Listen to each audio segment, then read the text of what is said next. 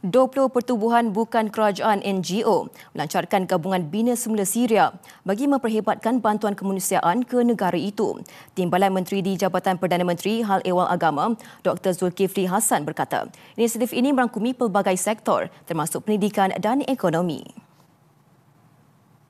Beliau menjelaskan langkah itu diambil berikutan kejatuhan rejim Bashar al-Assad Disember lalu sekaligus memberi ruang kepada usaha pembangunan semula negara berkenaan. Gerakan itu turut memfokuskan 4 kluster lain iaitu kebajikan, kesihatan, penempatan dan advokasi. Ini yang kita ingin maklumkan kepada semua termasuk kepada Yang Abu Hamad bahawa Malaysia sudah sampai ke satu tahap yang baru di mana bukan lagi gerak kerjanya terasing tetapi secara kolektif untuk mewujudkan satu usaha yang lebih berimpak.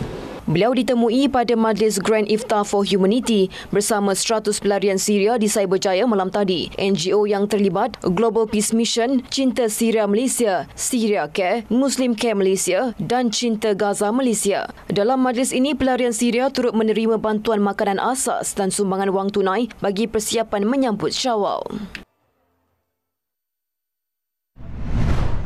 Dalam pada itu, pelarian Syria di negara ini menyatakan harapan agar tanah air mereka kembali bangkit. Impian mereka kembali ke Syria dan menabur bakti di bumi Syam. Dan saya mahu mengucapkan terima kasih kepada Malaysia yang sudi menerima kami di negara mereka. Terima kasih. Saya bermimpi negara saya jadi lebih bagus selepas dia dah bebas, alhamdulillah.